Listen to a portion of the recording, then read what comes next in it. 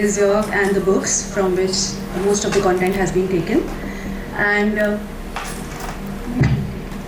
so why fetal cardiac imaging matters? Because 8 per 1000 live births, yes, so it matters. Most frequently imaged anomaly in prenatal scans because we don't give much importance to the fetal heart. And prenatal detection improves outcomes in specific cardiac malformations, because if we miss in the fetal life, we miss the baby when the baby is born. So we should look at the heart. So who should be screened? Every pregnancy or only high-risk mothers? Because see, in Western countries, it's not affordable. In India, it is affordable. So patient is affordable, we have the good machines, why not we have the expertise to do it as well? So I think every pregnancy should be offered a good detailed fetal echo. Now, red flags that demand a full fetal echo are, actually the list was very, very big, it was not accommodating. So the maternal and family factors, like you have maternal diseases like diabetes, phenylketonuria, autoimmune diseases, terrogen exposure, family history, first degree relative, genetic syndromes, IVF or ART conceptions. Fetal factors, you have an increased NT, say 3.5 mm se zyada, abnormal situs, arrhythmias, extracardiac anomalies, or monochorionic twinning, non-immune hydrops, abnormal karyotypes. So many things. So basically everything, and you should offer a fetal echo to every patient. So when is it to be done? 11 to 14 weeks, not everyone does it because we need a transvaginal scan to do it properly. So at least if you're doing a TVS for cervical length or say anatomic scan, why not look at the heart? Because even if the baby is, spine is anterior, machine mein ulta karke we can see the heart well. It's not like that we are not able to see the heart well, because the ribs are not that ossified and we are able to see the heart at any position in an 11 to 14 week scan. 18 to 22 week scan, it's a very good window because the fetal heart size is size of the fist of not mean, it's the size of the fetus. The fist ke barabar hota hai. So yes, we can see it well, better than 11 to 14 weeks. And third trimester, useful for reassessment, monitoring, known lesions and treatment planning. So basically at every scan, you should do at least a basic cardiac assessment, because heart is an evolving structure. So it's like fetal echo was normal and you're not seeing the fetal heart in third trimester, it's a crime. So you should see fetal heart in every patient, fetal heart at every scan. Now it gives more views how to take it better. And ASE gives you a detailed assessment, and this is by a group of cardiologists. So how to perform fetal echo like a pro. So for that you need ASE. So if you want to screen, ISUOG. If you want to do it better, AIUM practice guidelines, and when you want to do it like a pro, then ASE. So interpretation by sequential segmental analysis, and that's what we're going to do it now. So the ISUOG gives us the 5 basic planes, which are very, very, very easy. You start from the abdomen, go up, 4-chamber view, LVOT, RVOT, 3VT. So this is what every radiologist knows. Abdomen, LVOT, 4-chamber view, LVOT, RVOT, 3VT view. So this is what ISUOG says, at least do the basic minimum for every patient. AIUM goes one step ahead, gives like you have to take in sagittal plane also, you have to take in coronal plane also, you have to take in axial plane also. In an axial plane, see, heart is not like tuck, tuck, tuck. You sweep the heart. So anyways, you are taking all the planes. Why not just freeze it and take the image? So starting from the 4-chamber view, you go to the LVOT view, then after the LVOT view, RVOT view, then after that what happens? The pulmonary artery bifurcates. So you have the branching view, then what happens? It forms a ductal arch. So you have the ductal arch view, you go up, you have the transverse aortic arch view. So that's what AIM says, it's logical. Then you take the sagittal view, you take the bicaval view, you take the aortic arch view, you take the ductal arch view. And in the coronal, then you take the high and low short axis view. So I think this is good enough to do it. Now coming to the segmental sequential analysis. What we forget is the situs. So first thing and the most important thing is situs. Situs, you have 3 situs. You have the first is the fetal situs, second is the abdominal situs, and third is the thoracic situs. What we see is just the thoracic situs. So first starts in a sequence, fetal situs, abdominal situs and thoracic situs. First see how your baby is lying with respect to the mother. Then the abdominal situs, look at your aorta and IVC. And thoracic situs, look at where your cardiac apex is and where your cardiac position is. So fetal situs lie in the position of the fetus. No need to do this, that and that, because no point dancing in front of the patient. It's so easy to just think of yourself as a fetus and how the baby is lying. So if the baby is lying, like, these are the positions and everybody knows how to at least assess the fetal situs. Now coming to abdominal situs, don't look at the stomach. Stomach can fool you. Look at the aorta and the IVC. That's it. Aorta on the left and IVC on the right. That's it. So obtain a transverse view of the upper abdomen. Stomach on the left, aorta on the left, IVC on the anterior right. Aorta and IVC are more reliable than the stomach location. And also assess the umbilical vein, where it is going, and gallbladder. Gallbladder we tend to forget. So we need to see the gallbladder. And coming to so we are done with the fetal situs, the abdominal situs. Now coming to the thoracic situs, you look at the 4-chamber view. Look where your heart is pointing, where your heart is, and how big it is. How much of the heart is on the right, how much is on the left. So basically look at the heart with respect to the thorax. So in the 4-chamber view, transverse plane at the level of 4th rib, only one rib should be seen. Cardiac axis should be 45 degrees plus minus 20 degrees to the left. So this is what everything is covered. So first photo is the fetal situs. So you have to put that mark. Then you have the abdominal situs. Then you have the thoracic situs. So this one image covers the situs. So now anybody can tell what is the first image. First is normal or abnormal. That's it. First is normal or abnormal. Normal. Second is ulta ho gaya na. The situs inversus. Third is you're not seeing the IVC. IVC left somewhere. So this is a suspected case of left atrial isomanism, because IVC left somewhere. So left what? Esophagus is left behind. And the last one is the aorta and IVC both are appearing on the same side. Okay, so this is right atrial isomanism. So basically, on the basis of the position of the aorta and IVC, you can find out so many things. So just a slide on the isomarism, because this is so confusing. So left atrial isomarism, just two things. In the chest, things are symmetric. You have two left atria, you have two lungs with looking like a left lung. But in the abdomen, you have something deleted or duplicated, because abdomen is not a symmetric organ.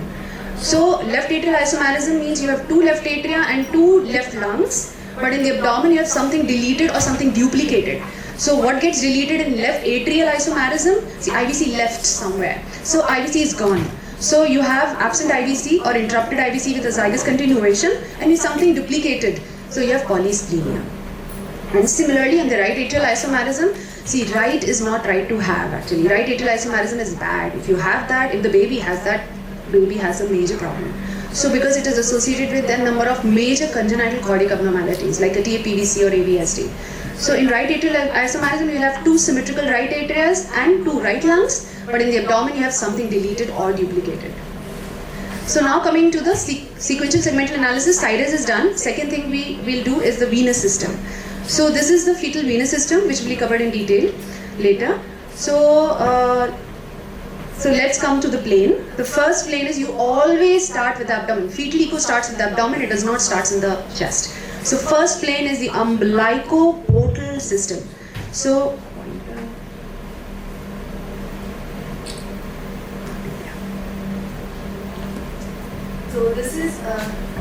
this is your umbilical vein. This is the part which will be left behind after the baby is born, and this part will be gone. So this should form your left portal vein. This will be the right portal vein. This part will be the portal sinus, and this will be the ductus venosus. So only this part in the postnatal life will be present. This will be gone. This will be gone. So this is the umbilical vein, left branch of portal vein, right branch of portal vein, portal sinus, and the ductus venosus. So this is first the umbilical portal system. Then you have the three hepatic veins. They'll form the IVC. So these are the three hepatic veins. So these are some of the variants. So you'll have the PRUV, that is the persistent right umbilical vein, because it should go outside. It should not face the stomach. So this is PRUV. Now here the course of the umbilical vein is weird. So it is not actually going the way it should. So it is an anomalous course and with absent ductus venosus. Now coming to we go up. So we are done with the umbilical portal system and the hepatic veins the confluence. Now coming to the coronary sinus, or a plane up. So as you go up, you see the coronary sinus. So this is the coronary sinus. When you go further up, you tend to see the pulmonary veins. So at least document one pulmonary vein entering into the left atrium, but actually you should see four. So at the level of the 4-chamber view, because it is lower down, you see the inferior pulmonary veins, and when you go up at the LVOT view, you see the superior pulmonary veins. So you have the inferior pulmonary veins and the superior pulmonary veins. The inferior pulmonary veins is seen in an inferior section, that is a 4-chamber view, and the superior pulmonary veins is seen in a superior section, that is the LVOT view. So the umbilical vein, left branch of portal vein, right branch of portal vein, portal sinus, ductus venosus, all the hepatic veins, IVC goes up, umbilical veins, finish. So your venous system is done up till here. Then you go further up, then you see this azygous vein. Don't misinterpret it as ARSA. This is not anomalous right subclavian artery. It's ARSA is an artery, this is a vein, and the course is different. The ARSA will go towards the hand or towards the shoulder, but your azygous vein will go and drain into the SVC. So always look at the direction of the blood flow. Now coming to the brachiocephalic vein, when you go higher up, because most of the your venous system is on the right side, so your brachiocephalic vein on the left side needs to go through a long course or horizontal course to drain into the SVC. So you will see the left brachiocephalic vein going and draining into the SVC. This is the bicable view where you can see the where you can see the up the SVC and down the IVC. So that will confirm that wherever they are draining is the right atrium. Now this is the parasagittal view where we can see this is the umbilical vein, this is the ductus venosus, and a little if you change the plane then you will see the IVC, the hepatic veins. So this is the parasagittal view. So we are done with the venous drainage. Always start with the abdomen and then go to the chest and then go in the upper mediastinum. Don't forget, always take a sweep from the umbilicoportal system to the pulmonary veins to the SVC, IVC, to your azygous vein and your brachiocephalic vein.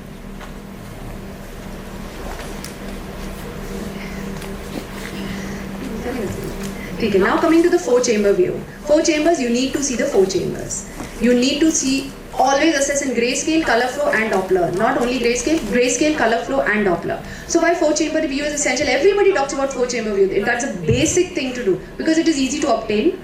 It is a starting plane required in all cardiac screening guidelines, and it's just not a counting scan, it's an anatomic scan.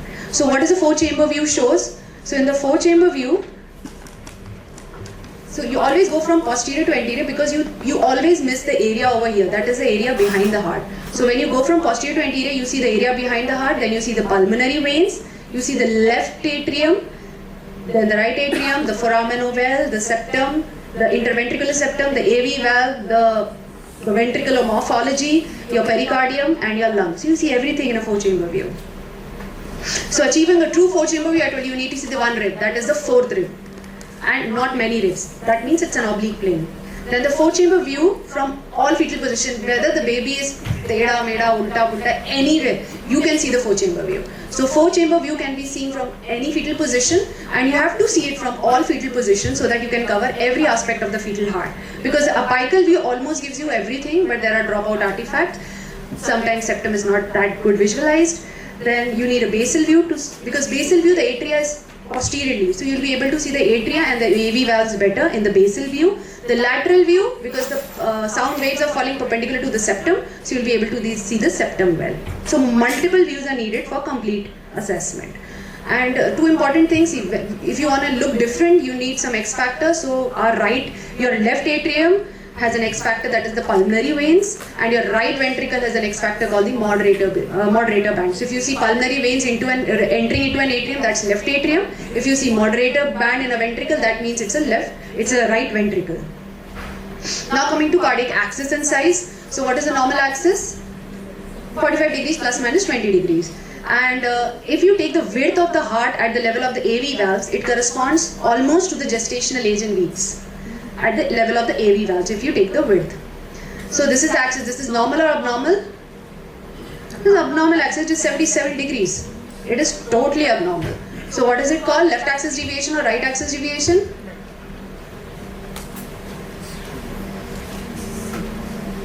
Left में जा रहा है ना, मोड़ता जा रहा है. Now coming to cardiothoracic ratio. So there is difference between area and circumference. What is area?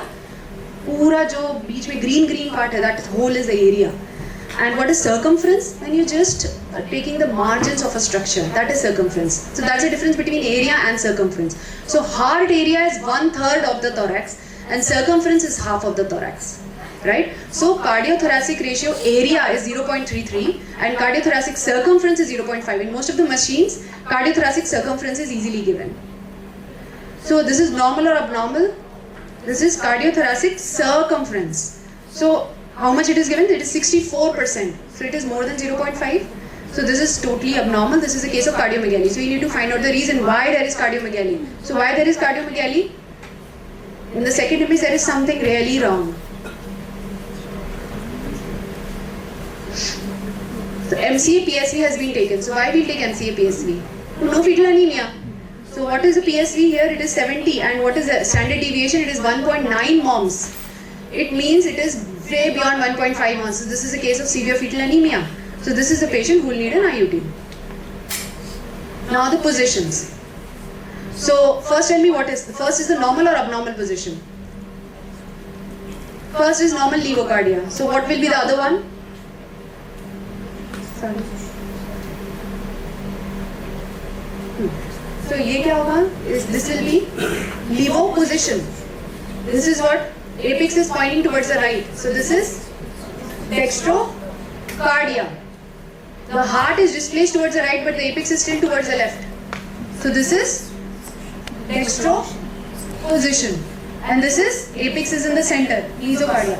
So where the apex is pointing, levocardia, dextrocardia, and where your heart is in the chest, that is levo position and dextro position. So this is levocardia, heart is shifted to the left, levo position, apex to the right, dextrocardia, heart is shifted in the right chest cavity, apex still pointing towards the left. So this is dextro position and this is mesocardia. So these are the various positions of the heart. So this is what?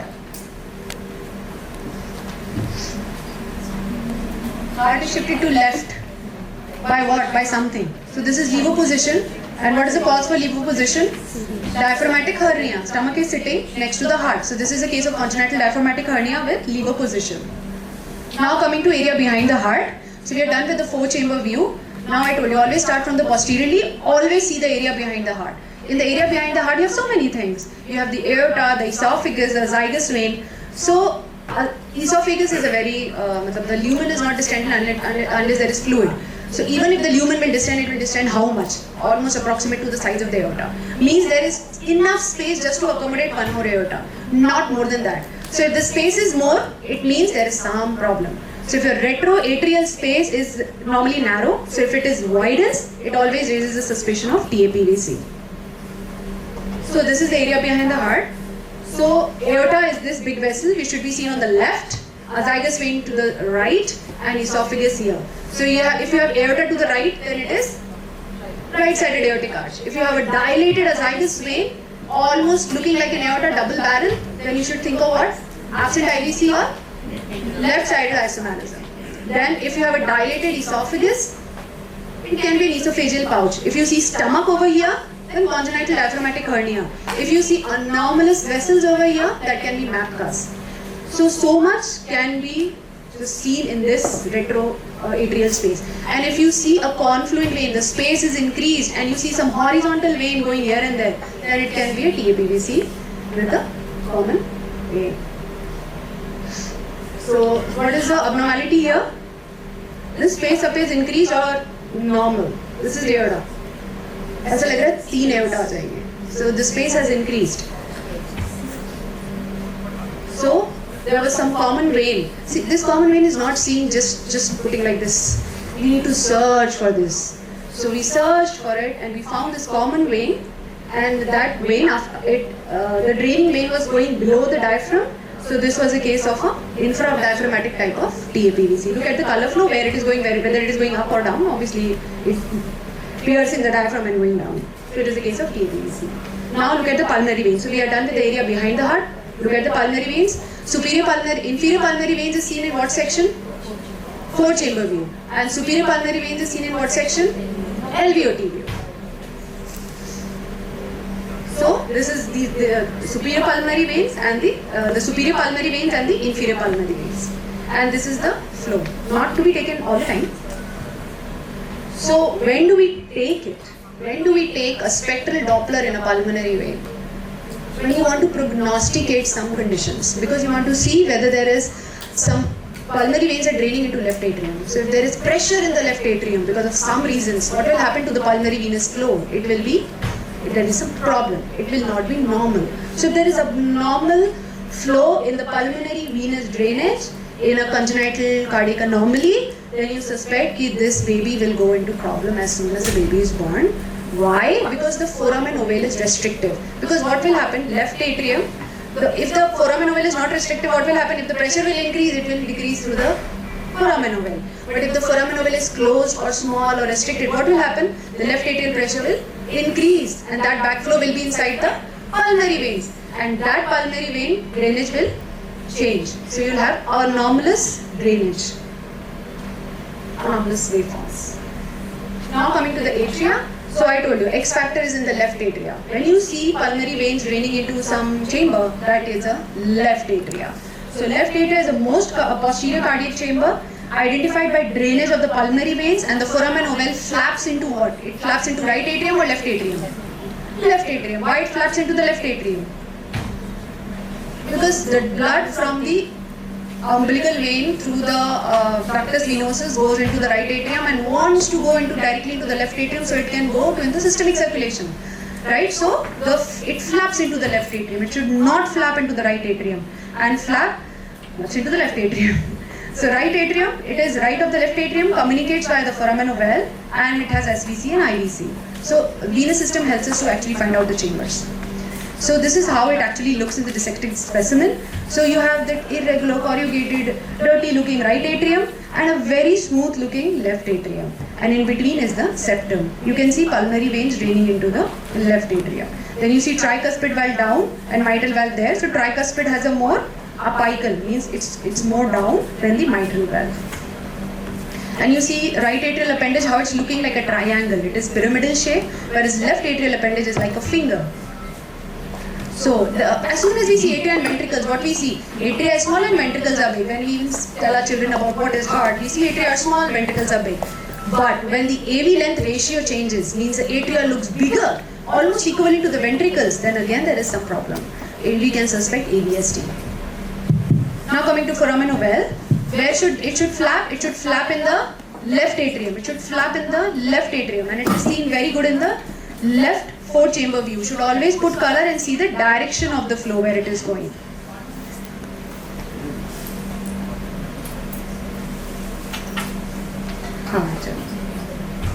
So this is the place where you can see the foramen ovale. Here you can see how the foramen ovale, how the blood flow is actually going from the IVC, that vestibule, directly into the left atrium through the foramen ovale. Now there is something called Commodon's ridge. What is Commodon's ridge? It is between the left atrial appendage and the left superior pulmonary vein. It is seen like this in the 4-chamber view. So if you see some projection like this, that confirms that there is a pulmonary vein. There is some pulmonary vein draining into the left atrium. This is not any tumor, this is not any shell, this is not any mass, this is a Commodon's ridge. Seen in the dissected specimen like this, between the left atrial appendage and the left superior pulmonary vein. What is Eustachian valve? This is the valve at the IVC orifice. So this is how it looks.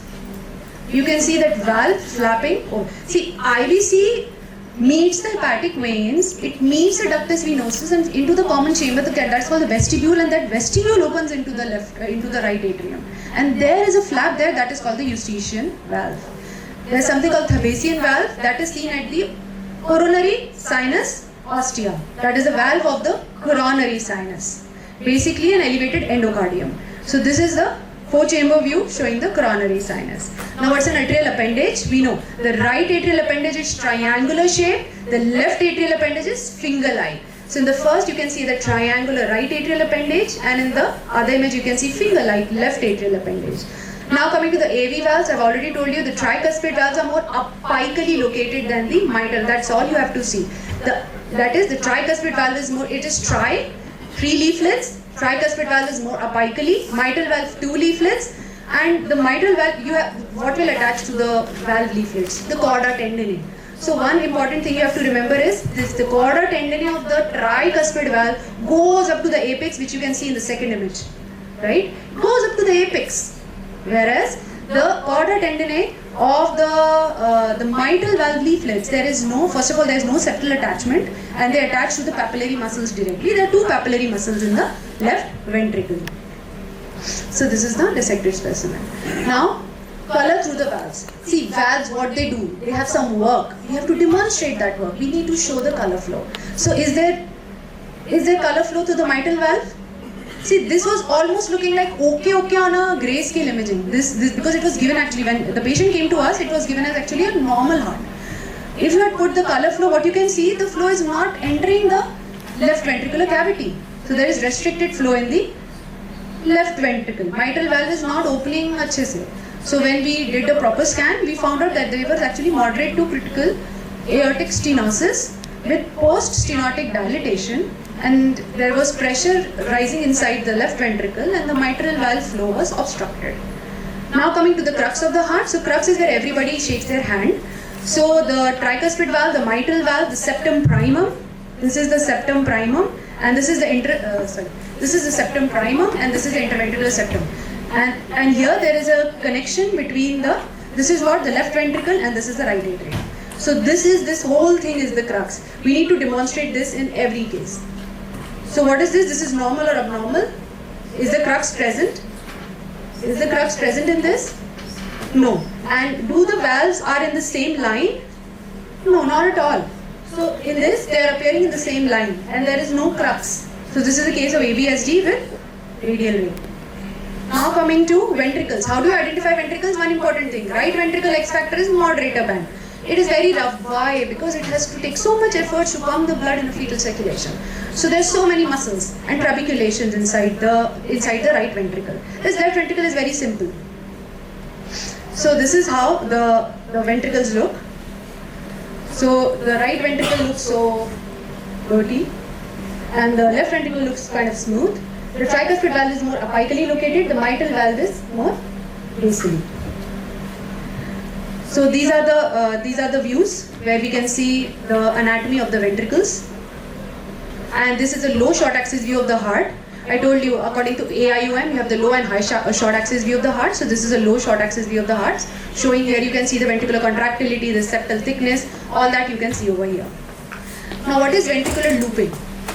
There is something called D loop and L loop. What is D loop and what is L loop? So you know the fetal situs. If you know what is fetal right and fetal left. So if the right ventricle is on the fetal right and left ventricle is on the fetal left, then it is D loop. If it is ulta, the right ventricle is on the fetal left and the left ventricle is on the fetal right, then it is a L loop. So you just need to know the fetal situs and then which is right ventricle and with that which is left ventricle. So this is what D loop or L loop. Because fetal situs we know, left mein, badhiya. Now coming to the septum, interventricular septum. What is this artifact? Everybody knows about this. Dropout artifact, which is seen in the apical view. That's why we see the septum in the lateral view, so that we can see the entire septum, because the sound waves are perpendicular to it. So this is the interventricular septum. The interventricular septum, this is the muscular part and this is the membranous part. Now this is the interatrial septum. So this is septum secundum or primum? This is septum secundum. This hole is in the septum secundum or septum primum? Secundum. So foramen ovale is a hole in the septum secundum. Now this is septum, the crux, the part. This is in the septum primum or secundum? Primum. This flap is part of the primum or secundum? Primum.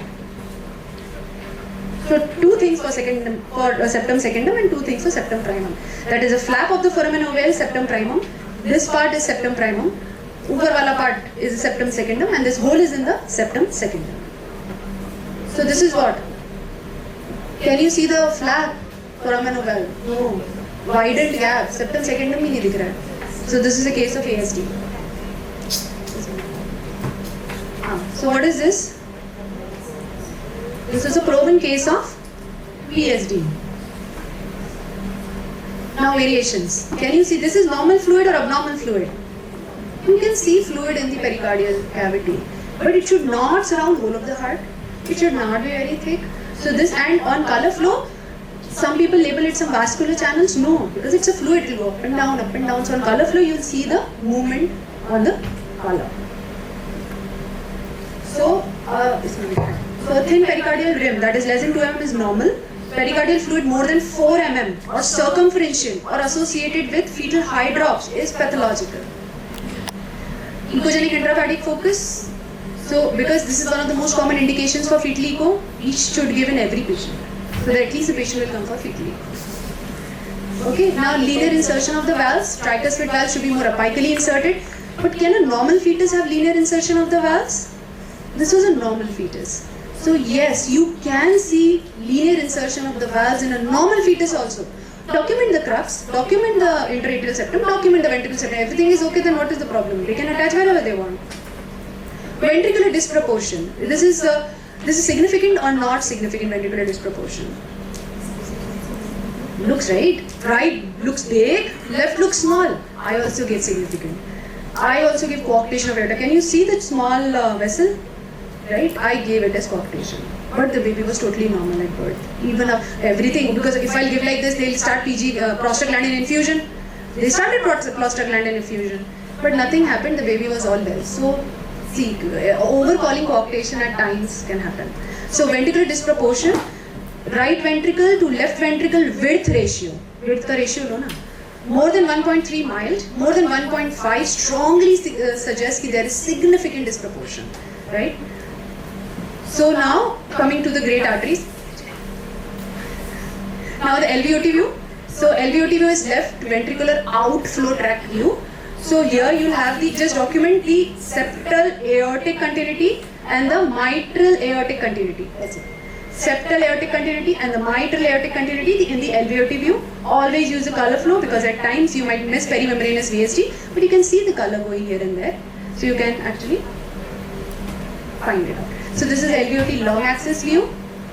So you can see this is the mitral valve and this is the aortic root. They appear in continuity. So that's why there is mitral aortic continuity. So what you should see in an LVOT view, that they should, first of all, the aorta should arise from left ventricle, it should not branch, it should not override the septum, there should be mitral aortic continuity, and the ascending aorta branches just after coming out. It takes a long time to branch, Assess the opening. See, aorta has a valve. Always assess the opening and closing of the valve, because the valve when it opens, it should not be seen on ultrasound. Even if in diastole and systole in both the phases you are able to see the valve, that means there is some problem in the valve. Then always look for post-stenotic dilatation and put the spectral to see for the PSV. Whenever there is stenosis, the PSV will be high or low? High. How high? Magic number 100. It can be 130, 140, 200, 300 also, but magic number is 100 for everything. So this is discontinuity. This is a chota discontinuity, and that's a big discontinuity with overriding of the septum. So here you can see override. You can see the septal aortic continuity is gone.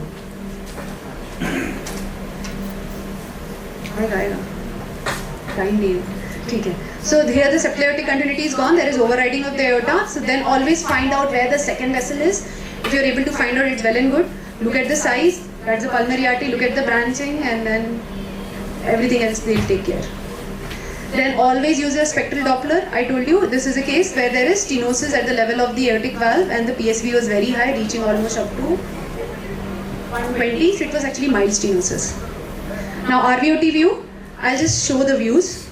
So this is, I told you, first you'll have the RVOT view, then the pulmonary artery will branch. So you'll have the branching view. Then it will go up and ductal arch will form. So you'll have a ductal arch view. Then it will go up, transverse arch view. So these are the 4 views which you have to take. So this is normal or abnormal. So this is what actually. This is because we are dealing with the arch views. If arch is abnormal, means there is some problem. There are dilated vessels, there is dilated pulmonary artery, there is so much dilatation. So this was basically a case of absent pulmonary valve syndrome. Now coming to the 3 vessel view. So there is difference between 3 vessel view and 3 vessel trachea view. Why? Because one has trachea and in its 3 vessel trachea view, and this is 3 vessel view. So in 3 vessel view you see the bronchus. That's why it is not trachea view. And in 3 vessel view just see the 3 vessels in line. That is the aorta, the pulmonary artery, aorta and SVC in descending order. So this is the largest one is the pulmonary artery, then you have the aorta, and this is the SVC. They should be in the size maybe descending order, anteriorly, posteriorly and more posteriorly. Then this is a 3VT view where you can see the trachea. So you have the two arch. This is the ductal arch, this is the aortic arch, and then you see the trachea. This is what? This is 3-vessel view or 3-vessel trachea view? This is 3-vessel view. 3-vessel view. And these are the two bronchi. This is the 3-vessel trachea view. This is the trachea. And is this the normal? It is going on that side of the trachea. They should meet on this side. So this is, they are not meeting. There is some problem. Why they are not meeting? Trachea is in between. So this is a case of double aortic arch. Now what is thymic thoracic ratio? How do you take it? Why do you take it? In conotruncal anomalies, you take it so that you can see whether it is hypoplasia or aplasia. And this is basically, just remember, thymic thoracic ratio normal is 0.45, and if it is less, you should always check again. I think I can finish it, but otherwise it will take long. So this is the aortic arch and ductal arch view. Aortic arch view, how do you take? Because there is so much confusion in aortic arch and ductal arch, aorta should arise from where? Center of the chest or anteriorly? Center of the chest. So always trace from the origin. So aortic arch will arise from the center of the chest and it will branch, whereas a ductal arch will arise from anteriorly and go behind and it will not branch. Sometimes they overlap, that's why we give ductal arch. Ductal arch can appear smaller also. So ductal arch ki image deke they say coarctation of aorta. So that is not right. You see the origin. Ductal arch originates anteriorly and this aortic arch originates from the center of the chest. And this is just the clue. You can see below there is a ductal arch and above there is aortic arch. Done. ये सब ये लोग करेंगे. ठीक है. So sequential segmental analysis. You see first the situs, then the fetal echo starts from the abdomen. Look at the venous drainage. Look at the atria, ventricles, and the great arteries. And follow the guidelines. Do fetal echo in every patient. If you are not doing it, then give echogenic intracardiac focus at anomaly scan so that you can do it. That's it. Thank you.